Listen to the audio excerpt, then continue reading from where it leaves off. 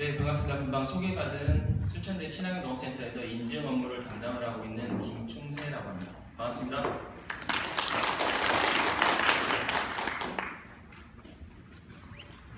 오늘 제가 말씀드릴 부분은 친환경 인증을 어떻게 하면 받으실 수가 있고, 또 기존에 받으셨던 분들은 어떻게 유지를 하실 수가 있는지, 좀 인증 기준이 있더라도 특별히 좀 어느 정도 이제 꼭 준수를 하셔야 하는 사항, 이 부분은 정말 무조건 준수해 주셔야 하는 사항, 그런 부분들을 좀 말씀을 드릴 거예요.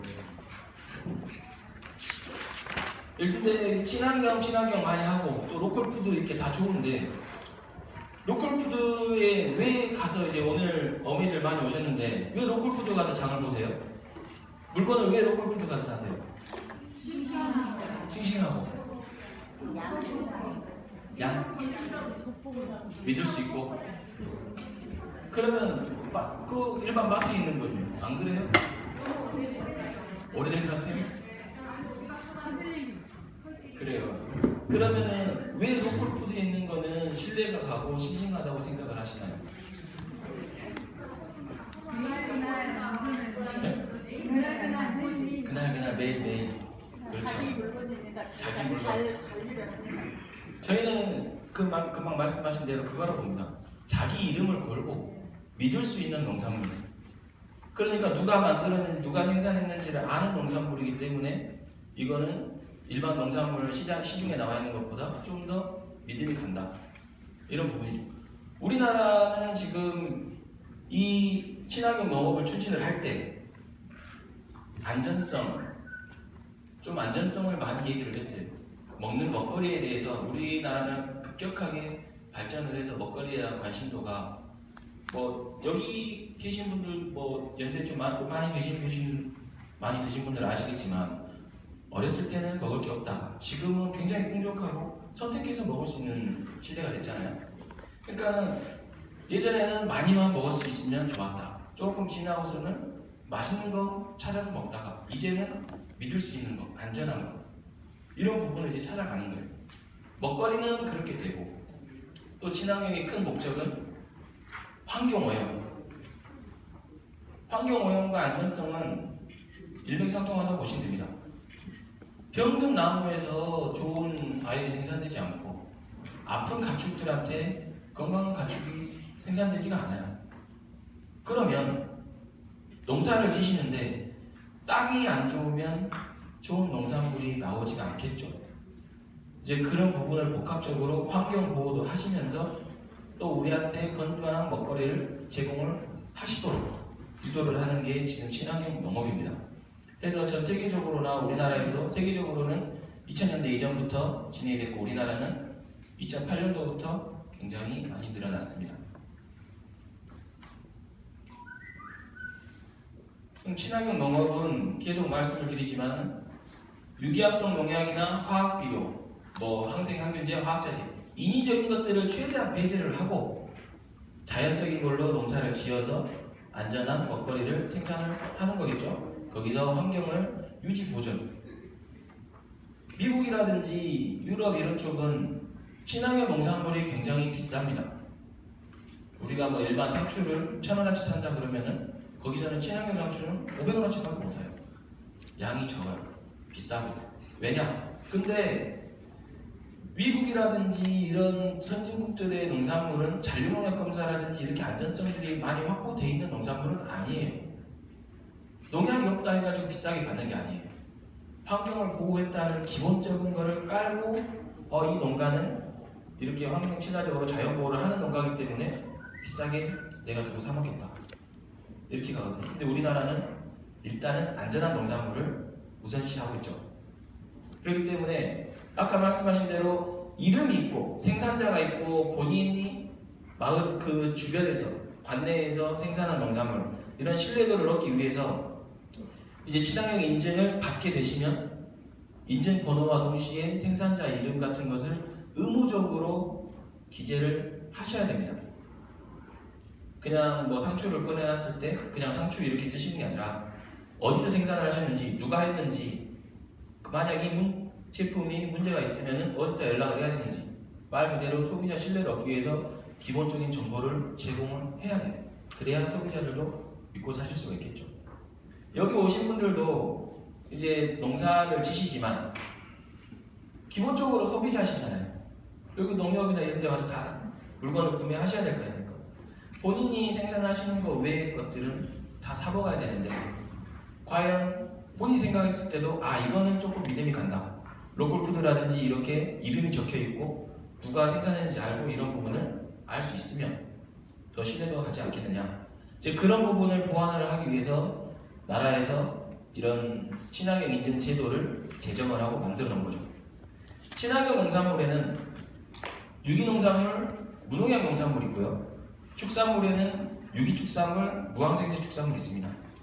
그리고 식품 쪽으로 가면은 유기농산물을 원료로 한, 유기축산물을 원료로 해서 가공을 한 유기가공식품이라는 게 있어요.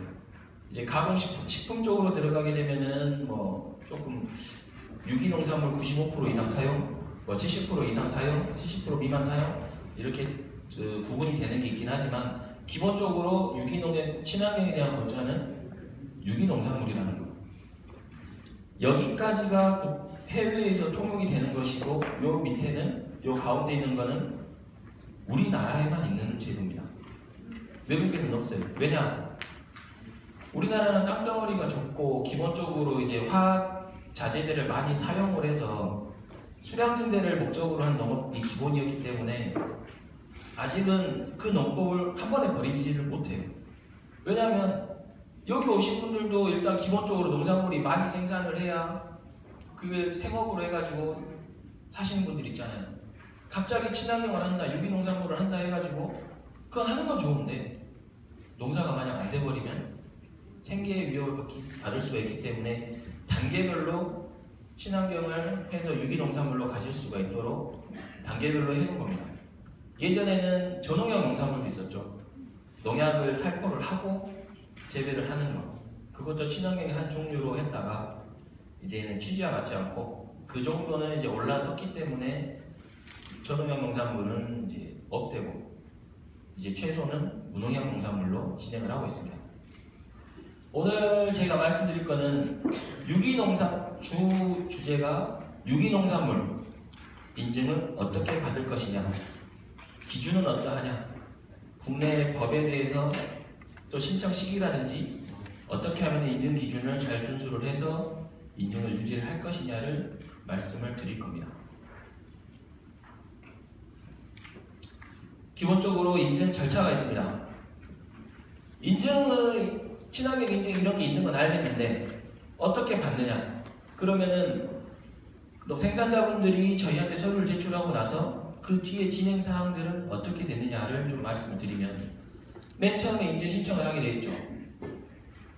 인증 신청을 하기 전에 생산자분들이 하셔야 될 거는 일단은 기준을 아셔야 되겠고요. 이런 자리 교육을 통해서 아니면 따로 인증심사원이라든지 관련 기관, 농산물 품질관리원이라든지 저희 같은 친환경 인증 기관에 문의를 하시든지 아니면은 인터넷 잘 하시면은 법안 같은 거를 다운받아가지고 그 규정을 확인을 하시든지 그런 부분에서 기준을 아시고 들어오셔야 돼요. 그냥 옆에서 하라 했다 해가지고 서류 제출해가지고 농약만 안 치면 되는 거 아니냐? 이거는 아니거든요. 농약만 안 친다 해가지고 인증을 받으실 수 있는 거는 아닙니다. 그 외에 세부 규정들이 있기 때문에 일단 기준을 아셔야 되고 그래서 신청서라든지 영농일지, 계획 관련 자료 이런 것들을 작성을 하셔서 신청을 하시게 되면은 그 해당 인증권에 대해서 수수료가 얼마 발생합니다 라고 안내를 드릴 거예요. 수질 분석이라든지 중금속, 토양 중금속 검사, 잔류농약 검사 모든 검사를 다 하게 되면은 2헥타 미만의 면적을 가지신 분들은 약 한 80만원, 70만원 정도 소요가 돼요. 근데 이제 물 검사를 안 해도 되고 물 검사 하는데 한 10만원 정도가 들거든요. 물 검사를 안 하고 잔류농약 검사 이렇게만 진행을 한다 그러면은 한 50만원에서 60만원 선 그 정도가 아마 농가분들이 부담을 하셔야 되고요. 제가 알기로는 여수시 같은 경우는 전라남도에서 인증 비용에 대한 거는 80% 정도는 보조를 하고 있는 걸로 알고 있습니다. 인증을 받으신 분들에 한해서 인증을 획득하셨을 때 내가 낸 돈이 50만 원이다 그러면은 한 뭐 30만, 한 40만 원 정도는 국가에서 전라남 도에서 이제 보조를 해준다고 생각하시면 되겠죠. 그래서 납부를 하셨을 때 인증기관에서 접수를 합니다. 누구 김충세가 서류를 냈는데 저희가 얼마 내셔야 됩니다 라고 안내를 드리면 그게 입금이 확인이 되면 그때부터 시스템에 등록이 돼요. 시스템에 등록이 돼서 심사원들이 서류를 검토를 하고 그 다음에 이제 언제 현장을 나가겠습니다. 언제 몇 월 며칠 몇 시쯤에 농장을 방문할 테니 그날은 가급적이면 되십시오. 아니면은 뭐 그날이 안 되시면 다른 날짜를 말씀해 주시면 날짜 변경은 뭐 자유롭게 시간은 원하시는 시간에 다 맞춰드려요. 일요일만 아니라면 그렇다면 일요일도 갑니다. 시간에 대해서는 이렇게 크게 걱정하실 필요는 없고요. 언제든지 뭐 현장 심사 계획은 저희가 말씀을 드려서 병행이 가능한 부분이고요. 그 다음에 저희가 제출하신 서류가 인증 기준에 맞게 잘 작성이 되어 있는지, 혹시라도 금지 물질을 사용한다고 적어놓으시진 않으셨는지, 뭐 필지는 면적은 맞는지 작물은 맞는지 확인을 합니다. 그 다음에 이제 현장에 나와서 주변 환경, 주변에서 농약이 피산될 위험이 있는가 없는가, 재배 작물은 맞는가. 만약에 뭐 고사리를 신청을 하셨는데 신청은 공부상 면적 3헥타를 신청하셨는데 가보니까는 1헥타만 재배를 하세요. 재배 면적은 늘지 않은지, 또 금지된 자재들을 혹시 사용하셨는지, 그런 부분들을 현장에 나가서 또 확인을 합니다. 그래서 현장에 나가서 뭐 이상이 없으면 재배하는 작물들 어느 정도 채취를 해가지고 약 500g에서 1kg 정도 채취를 해서 잔류농약 검사를 해요. 잔류농약검들 320성분에 대해서 분석을 하고 모든 과정에서 적합 판정이 났을 때 인증심사원이 보고서를 작성하고 그 다음에 심의관을 통해서 인증이 되거나 아니면 부적합이 되거나 이런 절차를 거칩니다. 부적합을 받게 되면은 정 억울하다 그러면은 재심사 신청을 하실 수가 있어요. 근데 다만 뭐 농약이 나왔는데 난 억울하다 다시 검사해주라 이거는 아니고, 뭔가 절차가 잘못됐거나 아니면은 뭐 변경사항이 있거나 그런 사항에 대해서는 다시 여기서 이쪽 위로 올라가서 내려오게 됩니다. 그러니까는 이런 절차를 거쳐서 친환경 인증이 진행이 되고요.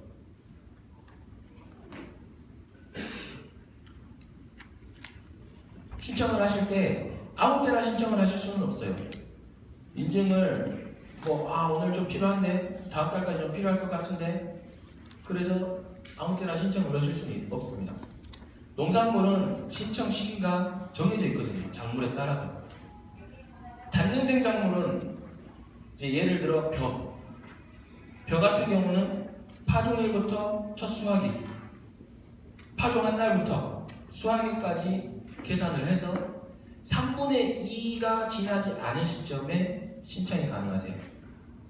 파종을 해 놓으시고 뭐 5월달, 6월달에 모내기가 들어가시고 한 뭐 10월달, 9월달 이때 뭐 추수를 하신다. 그러면 계산해서 6, 7, 8, 9, 10 3분의 2가 지나면 3월 3개월 안에 신청을 하셔야 되겠죠. 또 뭐 상추 같은 경우도 그 모종을 다 해놨어요. 파종을 해놓고 심고 나서 그건 바로 신청을 하셔야 돼요. 한두 달 내에 수확이 가능한 것들은 바로바로 파종하고 직후에 바로 신청을 하셔야 되고요. 수확 시기가 다 도래를 했거나 아니면 신청 시기가 맞지 않다면 접수를 받지 않습니다. 그때는 저희 절차나 접수를 받으실 수가 없어요. 그러니까 친환경 인증에 좀 생각이 있으시면은 내가 무슨 작물을 재배를 하는데 언제 해야 되겠느냐 먼저 기관에 문의를 해보시는 게 제일 좋고요. 그러면 기관에서 판단을 해서 몇 월 달까지는 신청을 하셔야 됩니다. 안내를 드립니다. 그러니까는 뭐 삽목수, 낙엽수, 단연생 작물 파종일부터 3년 내 안에 이거는 이제 인삼이라든지 뭐 더덕, 도라지 그런 것들을 말씀드리는 거고요. 낙엽수들은 대부분 이제 과수죠. 생장 개시기에서 첫 수확일. 지금 이제 접수를 이제 받기 시작하는 게 매실. 꽃폈죠. 꽃폈으면 이제 시작했다는 걸로 보고, 그러면 수확을 5월 말, 6월 초 이렇게 하신다 그러면은 4, 5, 6 그러면 4월 달, 5월 중순까지는 신청을 하셔야 되는 거예요. 그 이유가 넘어가게 되면 접수를 받지를 않습니다. 또 고사리라든지 녹차 뭐 이런 1년 내내 작물이 있는 거, 녹차도 1년 내내 있죠. 고사리도 1년 내내 자라고 있잖아요. 그거는 수확 완료일 다음에 첫 수확일까지를 계산을 해서 3분의 1을 계산합니다. 그러니까 고사리 같은 거 녹차는 지금 신청하시는 게 아니고 수확이 끝나고 나서 내년도 작물을 신청을 하시는 거예요. 이해되시죠? 신청은 이런 식으로 저희가 접수를 받습니다. 그리고 신청 포장은 가급적이면 좀 주변하고 농약 치는 곳하고 떨어져 있거나 아니면은 이제 단지화가 되어 있거나 아니면 이제 시설하우스 같이 이렇게 외부 다 막아져 있는 거. 기본적으로 외부에서 본인이 농약을 안 치더라도 옆에서 다른 게 날라와서 묻어버리는 말척광이잖아요. 작물에 누구 농약이라고 이렇게 써 있는 것도 아닌데 내가 친 농약이나 옆에서 날라온 농약이나 작물에 묻어있는 농약은 어차피 묻어있는 거지 않습니까? 가급적이면 주변에 오염원이 없는 쪽. 이게 아니라면 주변에서 날라오는 농약에 대한 것을 막을 수 있는 대책을 세우셔야 해요. 뭐 방풍림을 조성한다든지 외곽으로 농약 집중 사용 시기에 옥수수 같은 걸 재배를 해서 자연적으로 이렇게 내 쪽으로 날라오는 거를 막는다든지 그런 방법들을 설정을 해 놓으시면 그거는 가능합니다. 그래서 나중에 검사를 해봐서 그 농약 검출이라든지 이런 게 없으면 그 부분은 이제 합격을 해서 인증서를 발부를 해드리고 있습니다. 그러면 이제 여기서부터는 인증 기준입니다. 제가 오늘 1시간 동안 말씀을 드리기로 했는데 지금 벌써 20분 정도가 가버렸어요. 시간 빠르죠? 그래서 오늘은 기준은 이제 계속 글씨가 계속 나올 거예요.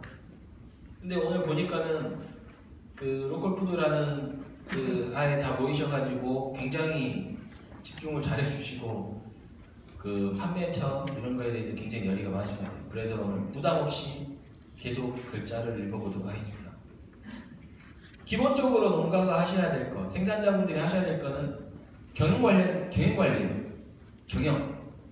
영농일지, 인증심사원이라고 해서 인증기관이라고 해서 매번 그 농가분들을 왔다 갔다 하실 수도 없고 또 생산자분들이 본인이 농사 진 거에 대해서 일반 소비자들한테 난 정말 이렇게 농사 잘 지고 있다라고 증명하실 수 있는 거는 본인의 노트밖에 없습니다.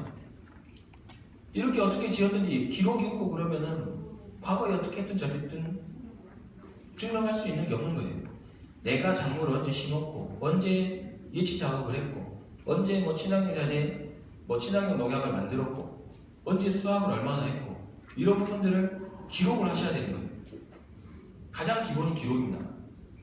근데 작년 2016년 10월 27일부로 법이 조금 개정이 된 게 기존의 인증을 신청을 하실 때는 1년 이상의 영농일지를 첨부를 해서 저희한테 주셔야 접수가 됐어요.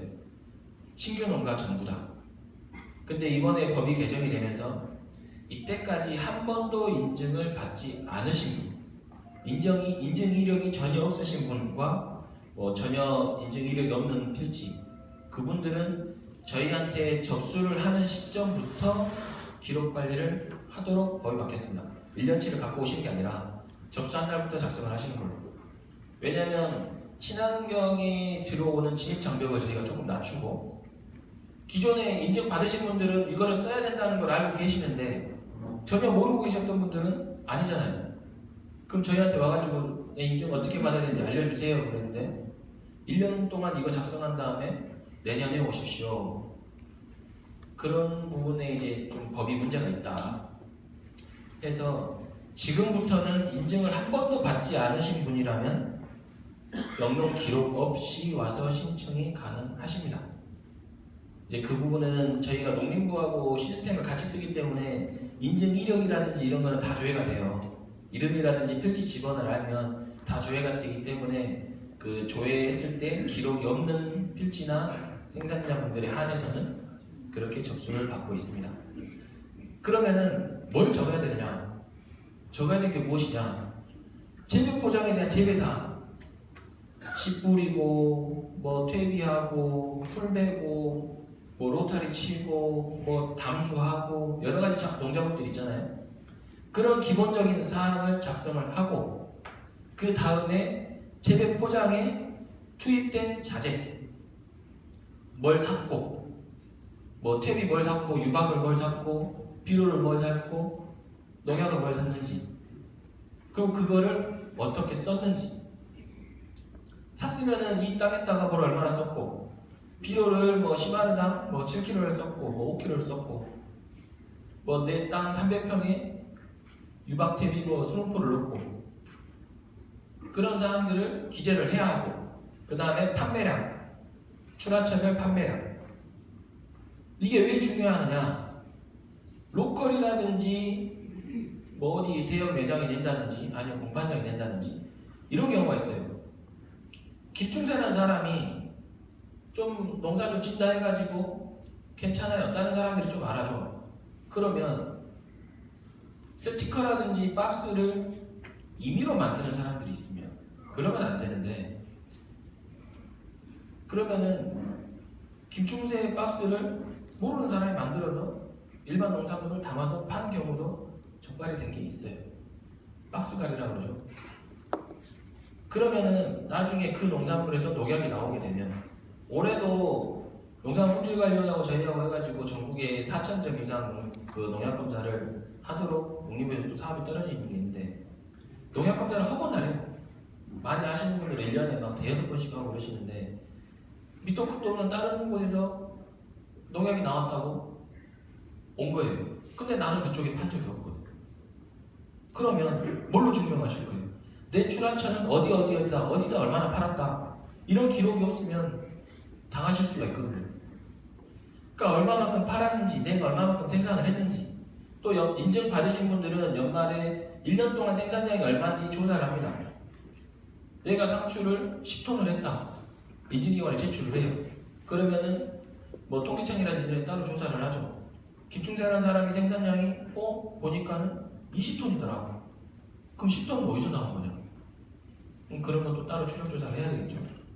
그런 부분이 있기 때문에 재배 포장의 사항, 자재, 판매량 기본적으로 작성을 하셔야 되고 그리고 유기합성 농약, 화학비료 사용 농사를 한두 가지만 지시는 건 아니잖아요. 뭐 한 가지만 지시는 분도 있으시겠지만 내가 논농사도 짓고 밭농사도 짓고 과일농사도 짓고 그러는데 인증은 뭐 채소만 받았어요. 그러면은 논이라든지 과일은 농약 쳐도 되잖아요. 써도 되잖아요. 그러면은 지금 뭐 매실 좀 있으면 살균제랑 이렇게 뭐 델란 이런 거 쓰시잖아요. 그러면은 썼다고 기재를 해놓으시면 돼요.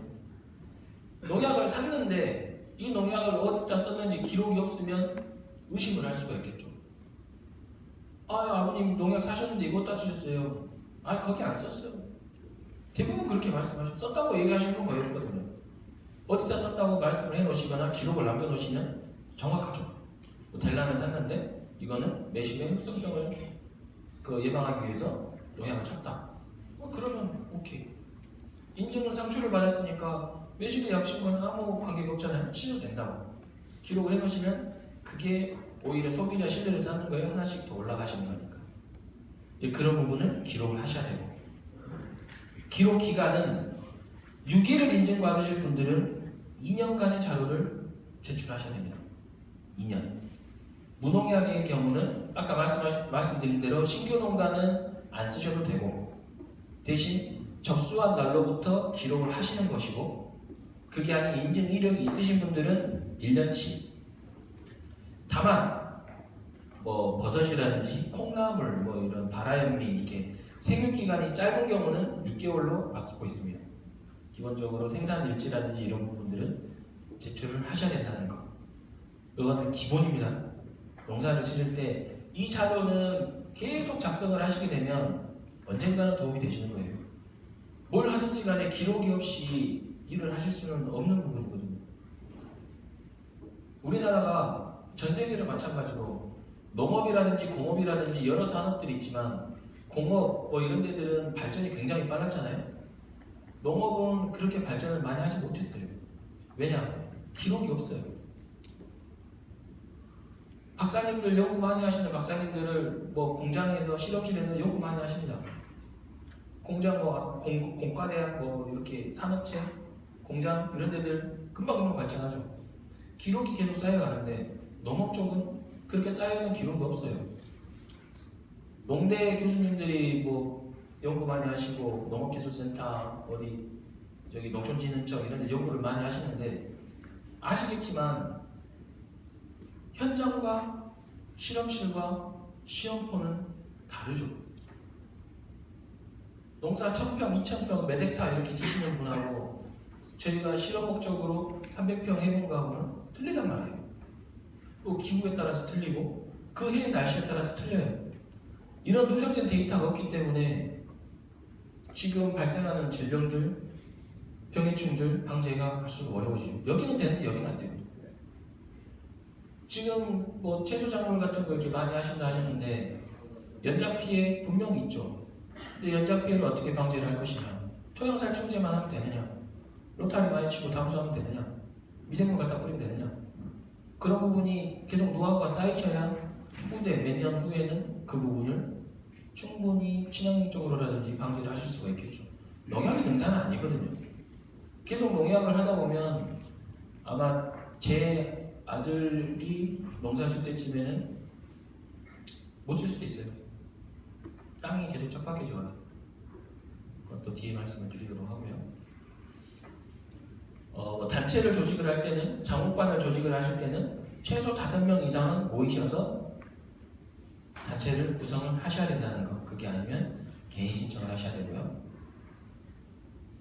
토양, 금방 이제 말씀드릴 게 이 토양 부분인데 우리나라 지금 재배하시는 토양에는 농약 성분이 있을까요, 없을까요?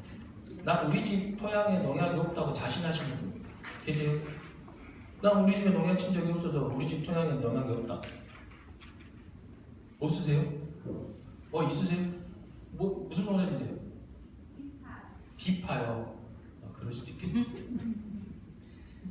근데 조금 충격을 받으실지는 모르겠는데 우리나라 토양에 농약이 굉장히 많이 있습니다. 유기농사를 10년, 20년 지신 분들도 토양검사를 했을 때 재수없으면 걸릴 수가 있어요. 농약이라는 게 없어지는 건 아니거든요. 이제 뭐 수학적 매칠 차라 이 다음 시간에 하시겠지만은 그 잔류농약에 대해서 이 다음 시간 강의가 되어 있다고 했는데 간단히 말씀드리면 농약은 반감기를 계산을 하거든요. 일이 있으면 일이 0.5가 되는 시간이 몇 개월, 며칠, 몇 년. 또 0.5에서 0.25가 되는 데까지 얼마. 그 다음 0.01호가 되는 데까지 얼마. 계속 반 이렇게 몇 년, 몇십 년을 가요. 그러면 언제 나올지가 모르는 거예요. 기본적으로 어느 정도 갖고는 있다는 거예요. 왜냐하면 옛날에 너무 많이 농약 쳤으니까. 근데 좀 틀린 게 KBS 파노라마 예전에 방송하신 거 혹시 보시는 분 있을지 모르겠는데 친환경이 불편한 짓을 해가지고 토양에 농약이 있는데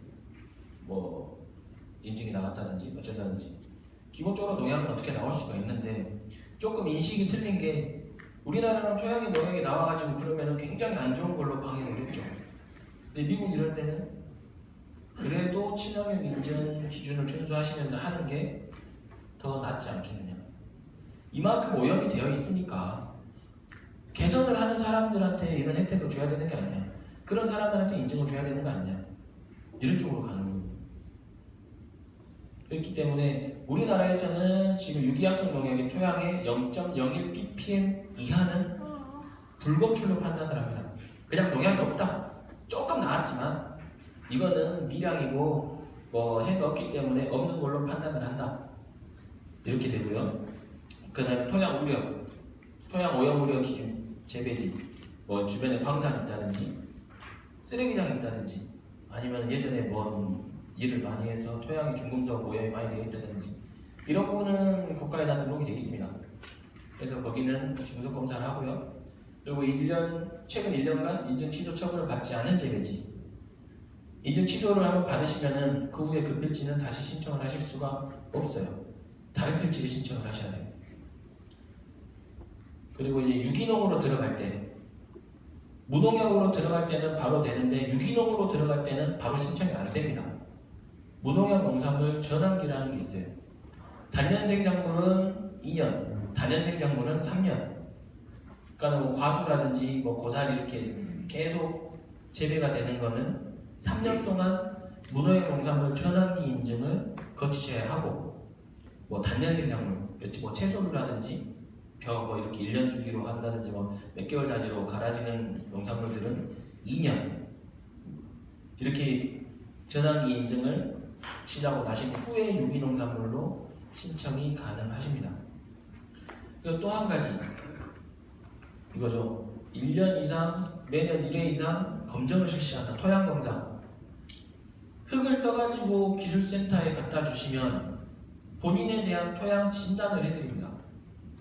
내 재배 필지에 내가 상추를 재배한다, 벼를 재배한다 그러면 재배 품목을 기재를 해놓으면 여수 농업기술센터에서 선생님께서 이 작물을 재배하시는 거에 대해서는 이 토양의 질소가 얼마만큼 부족하고 뭐가 많고 하기 때문에 얼마만큼 비료를 넣으시라, 친환경 퇴비, 가축분 이런 것들을 넣으시라.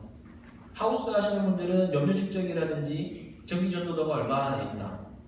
또 블루베리 하시는 분들은 또 중요하죠. 산도, 토양의 산도 측정까지 다 해주십니다. 이거는 친환경 쪽에서 의무적으로 1년에 한 번씩 하는 것도 있어요. 흙을 뭐 필지가 이렇게 있으면 땅이 있으면은 한 6군데, 10군데 지표면에서 한 10cm 정도 흙을 걷어내고 한 15cm, 20cm 정도 흙을 여러 군데 거를 모아서 담아서 기술센터에 갖다 주시면 본인 땅에 대한 비료기가 얼마나 있는지, 산도가 얼마인지 그런 부분을 진단을 받으실 수가 있어요. 대신 토양에 작물을 재배하기 위해서 비료를 하기 전에, 밑거름이나 이런 걸 하기 전에 그때 갖다 주셔야 내 땅에 뭐가 부족한지 알겠죠. 그거를 보고 나서 뭐 시비를 하시면 돼요. 이제 그런 부분이 있으니까 그거는 이제 잘 판단을 하시면 됩니다. 가격은 무료입니다. 그건 행정에서 서비스로 해주시는 거예요. 그런 건 이제 우리나라밖에 없죠. 인터넷에 들어가면 대한민국 어디 농지 그렇게 검사를 한 번이라도 맡기신 곳이 있으면 인터넷에 조회가 다 돼요. 연도별로 날짜별로 다 나와요. 그런 부분이 있으니까는 언제든지 필지를 확인하실 수가 있고요. 또 재배를 하시는 데 도움이 되니까 검정은 또 인증을 받고자가 아니라도 검사는 한 번씩 해보시는 게 그 농사 지시는 데 도움이 되실 겁니다. 물 기록 관리를 하고 토양 관리를 하고 그 다음에 이제 물 관리를 해야 되겠죠. 물은 어떻게 할 수가 없는 부분이긴 한데 기본적으로 물을 주기적으로 사용하시는 농업이라면 물 검사를 합니다. 농업용수에 맞는지, 지하수마다 관정을 파신 거라면 농업용수 지하수 기준, 하천수나 호소수를 쓰신다면 그거에 맞게 분석을 하고 있고요. 근데 이제 싹 튀어나오는 농산물, 어린잎 채소, 콩나물이라든지 바라연미 이렇게 물 수경 재배를 하신다든지 그런 부분은 먹는 물 검사 기준에 맞춰서 분석을 합니다. 이제 뭐 분석 단계별로 가격은 조금 차이가 있는데 그거에 맞게 진행을 하셔야 돼요. 종자 부분인데 종자는 기본적으로 유기농산물 재배를 하신 분이면 유기종자를 사용하셔야 되고 무농약 농산물 재배를 하신 분이면 무처리 종자를 사용을 하셔야 돼요. 근데 우리나라는 아직 종자 부분이 많이 보급이 되어 있지 않다 보니까 이제 소독 종자도 일부 사용할 수 있도록 개방을 해놨습니다. 종자를 구하려고 해도 구할 수가 없는 경우에는 소독 종자를, 처리 종자를 사용할 수가 있어요. 인증 종자를 구할 수 없는 경우에 그 다음에 무처리 종자를 쓰고 무처리 종자도 구할 수가 없을 경우에 허용 물질이나 다른 물질로 처리한 종자, 뭔가를 처리한 종자를 쓸 수는 있다는 거. 벼에서는 제외고요. 수도작은 무조건 소독 종자가 안 되고요. 그 외의 작물들은 뭐 종자를 구할 수가 없을 경우에는 소독 종자를 쓰셔도 됩니다. 다만 소독 종자를 쓰시되 육묘 과정에서부터 농약이라든지 이런 처리가 전혀 안 되죠. 쓰시면 안 돼요. 만약에 고추를 재배를 하시는데 종자를 사가지고 자가육묘를 해서 농약을 안 써서 자가육묘를 한 거는 써도 괜찮아요. 근데 육묘장에서 모종을 구입을 하셨을 때 육묘장에서 농약을 쳐서 한 육묘는 안 됩니다. 육묘 과정에서도 농약이 처리 안 된 거를 쓰셔야 돼요. 그러면 이제 육묘장에 나는 친환경 인증을 받을 거니까 친환경 인증 기준에 맞게 육묘를 해줘라. 농약 치지 말고 육묘를 해줘라. 해서 육묘장 그쪽에서 이 육묘 맥주는 농약을 치지 않고 인증 기준에 맞게 재배가 됐다라고 확인서를 받아오셔야 돼요. 그래야 육묘를 받으신 분들은 그걸로 가능을 합니다. 그러니까 종자는 소독 종자를 쓰셔도 구할 수 없을 경우에 쓰셔도 되는데 육묘 과정부터 인증 기준을 준수를 하셔야 됩니다. 그리고 이제 화학비료 부분인데요. 유기농산물은 전혀 화학비료를 쓰시면 안 되는데 무농약 농산물은 기준치의 3분의 1을 쓰실 수가 있습니다. 좀 전에 말씀드린 토양 12처방서, 기술센터에서 발급한 12처방서에 당신의 땅은 시바르당 NPK, 질소인산 가리를 얼마만큼 몇 킬로 쓸 수 있다고 기재를 해놔요. 그럼 그 기재가 된 양의 3분의 1만 쓰실 수가 있습니다. 화학비료는 가급적이면 치지 않는 게 좋습니다. 왜 그러냐면 화학비료를 많이 하는 곳에는 퇴비, 유방 뭐 이런 거 많이 해봤자 땅이 변질이 잘 안 되거든요. 그 질소인산 가리라는 게 미생물들이 원래 만들어내서 그거를 작물이 흡수를 해야 되는 거거든요. 퇴비를 분해를 해서 NPK로 변형을 하는 게 미생물이죠. 근데 퇴비가 많이 들어오지 않고 화학비료가 들어가 있으면 미생물이 할 일이 없는 거예요. 미생물이 없어져요. 미생물이 없는 땅은 죽은 땅이 됩니다. 미생물이 쉽게 말하면 작은 지렁이라고 보시면 되거든요. 좋은 땅은 지렁이가 많고 이제 푸석푸석 안에 공기가 많이 들어가고 비료기가 있고 비옥한 토양이라고 그러죠.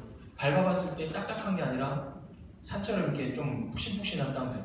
그런 데가 또 농사도 잘 되고 영양분도 많아요. 그래서 이제 미생물들이 많다는 거거든요. 근데 화학비료를 계속 하다 보면 미생물들이 NPK를 만들어내야 되는데 퇴비 같은 거를 이제 발효를 해서 만들어내야 되는데 그걸 안 하고 화학비료로만 하니까는 작물은 화학비료 먹고 쑥쑥 크겠죠. 근데 땅은 죽어갑니다. 이런 부분 때문에 나중에 후대에는 농사 짓기가 힘들다는 거예요. 그러니까 그런 얘기 많이 들어보셨을 거예요. 지속 가능한 농업. 지속 가능한이라는 말을 요즘 많이 쓰죠. 이게 이거거든요. 지속 가능하게 계속 농사를 질 수 있도록 땅을 보호를 하자는 거예요. 그러니까 그런 부분을 위해서는 화학비료 사용량을 많이 줄이셔야 되고 농약은 뭐 말할 것도 없고요. 요즘에 친환경 시장안으로 산에 가보시면 뭐 반딧불이라든지 좀 잘 못 보셨던 곤충이라든지 그런 게 나온 것들을 보신 적이 있으실 거예요. 뭐 가재라든지 꼬랑 같은데 대신 이제 병해충도 많이 생기긴 했지만 좋은 이로운 해충들도 생기고 나쁜 것들도 이제 많이 생기긴 했지만 어쨌든 자연 생태계는 좀씩 살아나고 있습니다. 이제 그런 부분에 좀 더 동참을 하셔가지고 화학비료나 농약 사용량을 많이 줄이셨으면 좋겠습니다. 그리고 윤작인데 유기농사를 지시는 분들은 윤작은 필수사항입니다. 윤작을 왜 해야 되나요? 윤작을 왜 해야 될까요? 땅을 살려야 되겠죠. 윤작이라 하면은 기본적으로 작물을 돌려짓는 건데 작물을 돌려짓는다. 그러면은 수도작을 하고 그 다음에 또 보류를 했어요. 그러면 땅은 계속 양분을 빼 나가겠죠. 땅은 양분을 뺏기겠죠. 그거는 윤작이 아니고 이모작이고요. 윤작을 할 때는 두가작물, 녹비작물이나 신근순 작물을 재배를 하는 겁니다. 과가 다른. 동일한 과를 재배를 하면은 그 작물들이 필요한 양분을 계속 빼먹을 거 아니에요. 계속 그 한 가지는 결핍이 나게 돼 있죠. 그러면은 화학비료를 더 넣는다든지 뭔가를 또 해줘야 되고 그렇다 보면은 다른 거는 과다가 되고 어떤 거는 결핍이 되고 근데 이걸 작물을 바꿔놓으면 이놈은 이걸 안 먹던 거를 그 뒤에 있는 놈은 이걸 다른 그 안 먹던 거를 먹고 그러면 이제 점차 균형이 맞아가겠죠. 이제 그런 식의 작물체계를 해야 되고 이제 대부분 야채나 그런 걸 많이 하셨다 했는데 채소를 계속 재배를 하시다 보면 토양에 벌레, 선충이라든지 뭐 응애라든지 이런 것들이 계속 생길 수밖에 없어요. 작물을 바꿔가면 그런 것들이 확실히 사라집니다. 윤작을 하는 게 토양을 살리는 목적이나 토양의 비료기를 보존을 한다. 보면은 이런 작물을 3년 주기로 해서 토양에 환원, 과가 다른 작물을 재배하는 2년 주기, 아니면 답전유난, 아니면은 매년 초생재배, 이런 부분에서 이거를 재배를 해서 토양에 환원을 해가지고 양분을 공급하자는 취지도 있지만 기본적으로 병해충 관리가 들어가는 거예요. 지져보셔가지고 아시겠지만은 작물이 계속 바뀌면 병해충이 그렇게 많이 나오지 않습니다. 마늘, 양파, 마늘 재배할 때 곤자리가 계속 나온다. 곤자리 때문에 못 해먹겠다. 그러면 농약을 치겠죠? 근데 여기다 올해 마늘을 하고 내년에는 다른 곳에다 마늘을 하시고 그 다음 년도에도 다른 데다 하시고 이렇게 돌아가면서 하셔야 병해충이 덜해요. 와도 한 군데다 계속 하시면 그거는 농약 아니고는 농사짓기 힘들다는 소리가 나올 수밖에 없습니다. 그런 부분을 좀 아시고 힘들건 하죠. 면적은 한정이 되어 있는데 이게 내 주작물인데 매년 농사를 안 지면 어떻게 되냐. 그런 부분 때문에 어떻게 보면은 저희는 로컬푸드 같은 거를 좀 환영을 합니다. 많은 양을 재배를 하실 필요가 없잖아요. 조금씩 필요하신 양을 구획을 나눠서 하신다든지 그러면은 토양이나 재배를 하시는 거에 대해서 좀 더 낫지 않을까 그런 좀 생각을 해보고요. 윤작은 무농약 농산물에서는 권장사항인데 유기농산물 재배를 하실 분들은 필수사항이라는 것은 알고 가셔야 됩니다. 그 다음에 토양에 투입되는 자재들은 퇴비 같은 거 이런 거 유박이나 비료 이런 거 쓰실 때 유기 재배를 하시는 분들은 유기농업 자재라고 공시받는 게 따로 있어요. 그거를 쓰시든지 아니면은 가축분 퇴비를 쓰시되 필요 구획 검사라든지 항생제 검사가 된 가축분 퇴비 아니면 무항생제 축산물 인증을 받은 농가에 가축분 퇴비를 쓰시면 되고요. 또 병해충 관리 방법도 마찬가지. 유기를 하신 분들은 유기농업 자재 아니면 자가 제조했을 때 화학적인 공정을 거치지 않고 만들어 놓은 자재. 무농약은 토양에 들어가는 자재들은 농약 빼고는 웬만한 건 다 쓰실 수가 있고 일반 가축분 퇴비라든지 일반 부산물 퇴비 이런 거 다 쓰실 수가 있고 병해충 관리 방법은 말 그대로 농약만 안 치면 병해충 관리는 무농약 농산물에서는 할 수 있습니다. 미량수 각비료를 하신다든지 뭘로 하신다든지 그건 하실 수가 있고요. 대신 이제 방법을 정해놨는데 병해충 그런 거 있을 때 윤작으로 병해충 방제를 하시는 부분 그리고 기계적 경운, 멀칭, 예초, 화형, 동물, 오리 같은 그런 거 해서 풀 관리를 하시는 거 그 다음에 간작, 혼작, 공생식물 재배 그거 고추를 재배를 하시는데 사이에 보리를 심어놨어요. 그러면 어떤 효과가 있을까요? 네? 진딧물이 안 붙어요? 그렇죠. 고추를 먹기 전에 보리를 먼저 먹습니다. 보리가 더 맛있잖아요. 고추의 고기, 진딧물 같은 고기. 고추에 달라붙기 전에 그 옆에 작물에 먼저 가요. 과수를 할 때도 옆에 제피 나무 같은 거나 그런 걸 놔뒀을 때 제피에서 냄새가 나니까 해충들이 따들어 가요. 풀을 깎을 때도 바닥에 딱 붙여가지고 깎는 게 아니라 좀 이 정도 올려놓고 남겨놓고 깎으면 일은 많죠. 여러 번 깎아야 되니까. 풀에서 먹을 게 없어서 나무에 올라가는 놈들이 그 풀에 붙어있죠. 밑에서 나무에 올라가기 전에 밑에 먹을 게 있으면 굳이 올라갈 필요가 없잖아요. 그러니까 이거 내 작물 먹지 말고 다른 거 먼저 먹어라. 그렇게 이제 간작이라든지 혼작을 공생식물을 하면은 그렇게 하는 방법도 있고요. 식물 농장에서 퇴비라든지 돌가루 같은 이제 숙성시킨 것들, 발효한 것들 그런 걸 병해충으로 쓰셔야 되고 소리, 더 울타리 이런 걸로 하시다가 정 답이 없을 때는 유기농업 자재를 사용을 하시라. 유기농업 자재가 만병통치약도 아니고 그렇게 효과가 많은 것도 아니에요. 가격은 비싸요. 써보신 분들은 아실 거예요.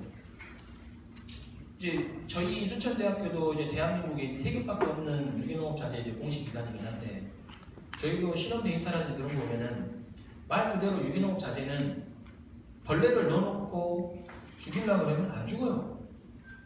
유기농업 자재 지정받을 때 검사해갖고 내는 게 물고기가 죽느냐 안 죽느냐, 벌이나 이런 것들이 죽느냐 안 죽느냐, 죽으면 못 받습니다. 그렇게 독한 약이 아니에요. 그렇기 때문에 최후 수단으로 유기농업 자재를 사용을 하시고 기본적으로 이런 방법에 따라서 병해충 관리를 해주셨으면 좋겠습니다. 그리고 이제 생산물, 이제 마지막이 생산물이에요.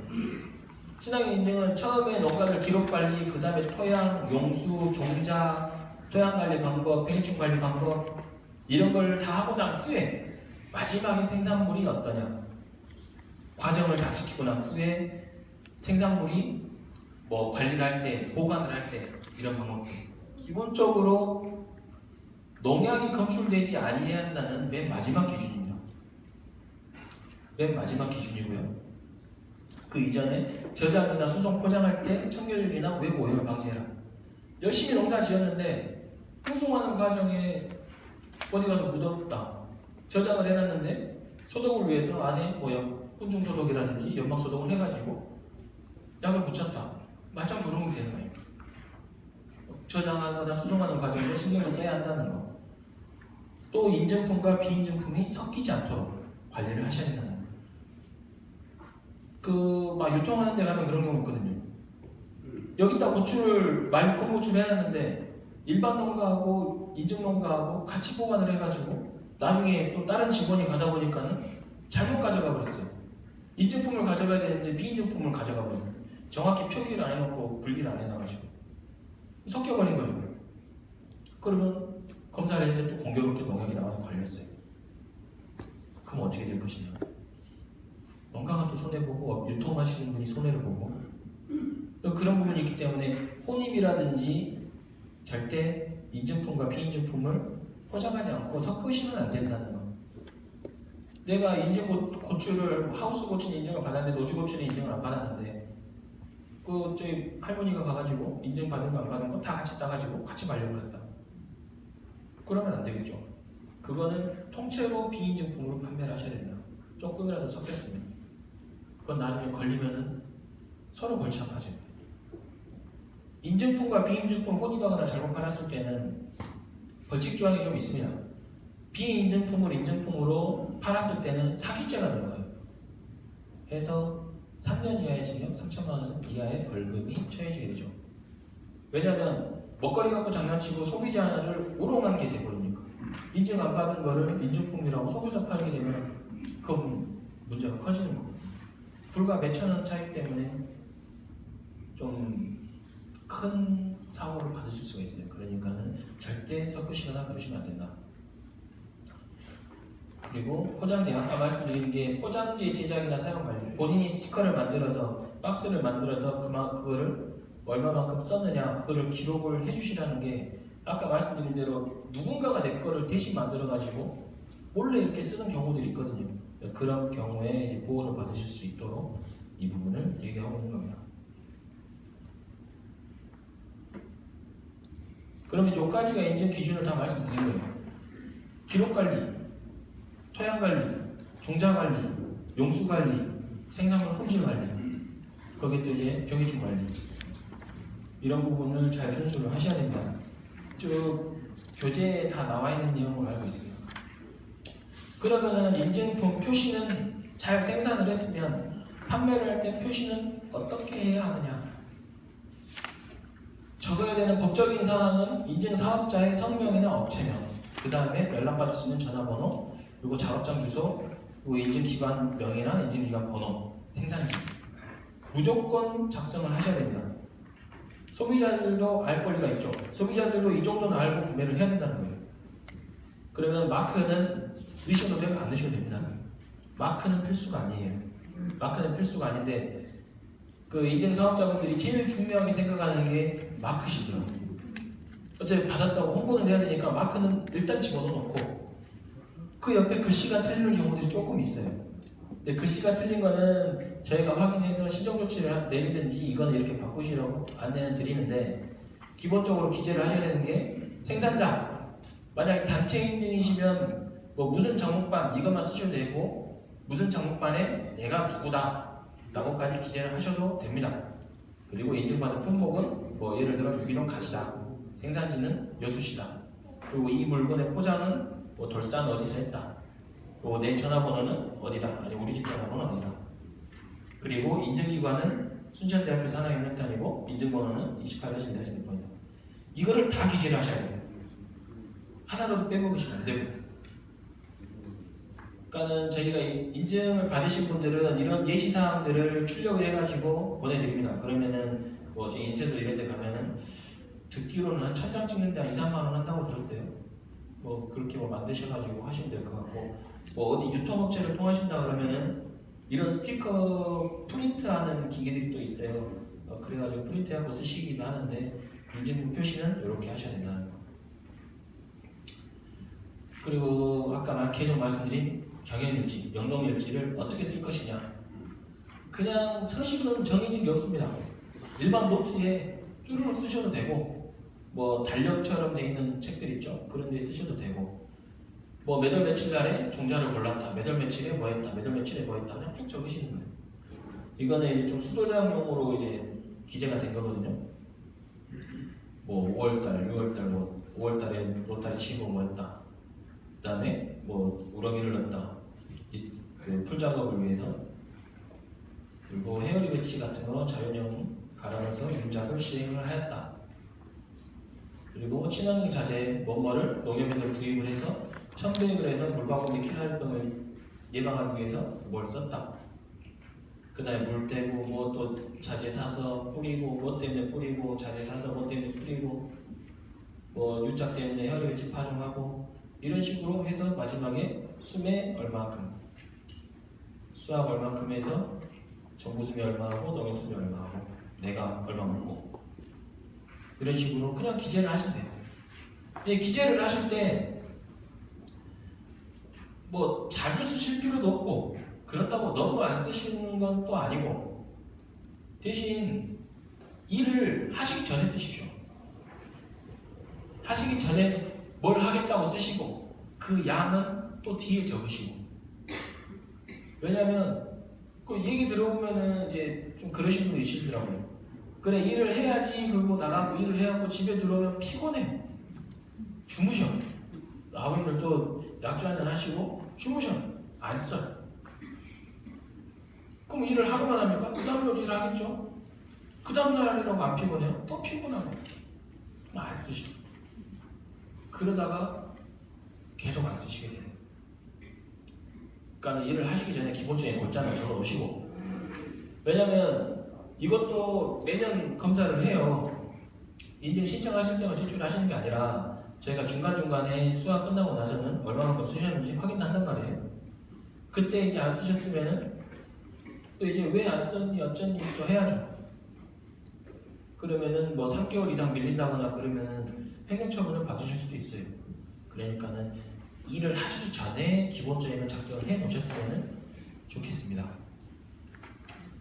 요거는 이제 저희들이 현장에서 보면서 자재들을 만들어서 쓰시는 것들, 남는 부산물 가지고 만들어서 병해충 방지를 하시는 부분이 저희는 그게 올바른 방법이라고 생각이 됩니다. 부산물을 다시 재활용하는 거, 이 유기농업의 목적이거든요. 생산된 모든 부산물들을 토양이나 작물에 환원을 하든지, 아니면 또 가축한테 먹인다든지, 또 가축한테 생산된 거를 다시 토양에 넣는다든지, 경축순환농법이라든지 이런 것들을 저희는 권장을 하죠. 말씀드렸듯이 사서 쓰는 그런 자재들은 그렇게 큰 효과가 없이 오히려 이게 더 나서요. 만들어서 쓰시는 부분. 또 요즘은 뭐 친환경 자재 만드는 사업도 기술센터에서 교육하고 그런 것들 좋은 거 많이 하시는데 많이 배우셨으면 좋겠습니다. 뭐 이런 축사에서 냉간된 분뇨를 다시 이쪽으로 넣어서 포장, 그리고 수작 같은 경우에 이런 경계지 같은 거에 농약이 살포되어 있지는 않는지 그런 부분들을 또 현장에서 확인을 하고요. 또 이런 생산된 분뇨를 다시 액비 같은 거를 뭐 이렇게 유적 같은 걸 해놓은 데에다가 다시 뿌리는 거고. 또 뭐 상토도 유기로 가시는 분들은 유기에 쓸 수 있는 상토가 따로 있습니다. 일반 상토가 있는 게 아니에요. 친환경 유기 상토가 따로 있어요. 그 상토 쓰셔야 돼요. 아니면은 황토랑 이게 본인이 해가지고 만들어놓고 쓰시든지. 그게 만들어서 쓰실 수가 없으시면 살 수밖에 없죠. 만들 수가 없으면 사셔야 됩니다. 그래서 뭐 이런 식으로 뭐 다 해가지고 이제 작물을 제대로 하실 준비를 하시고 이 시기에 인증 신청을 하시면 딱 맞습니다. 이제 종자 준비해 놓고 정식하시기 전에 정식하고 나서 뭐 신청을 하셔도 되고요. 이때 신청을 하시면은 딱 맞겠습니다. 제가 말씀드릴 부분은 이제 여기까지 말씀을 드리고요. 혹시 궁금하신 사항 있나요? 질문 사항 없으신가요? 예. 네.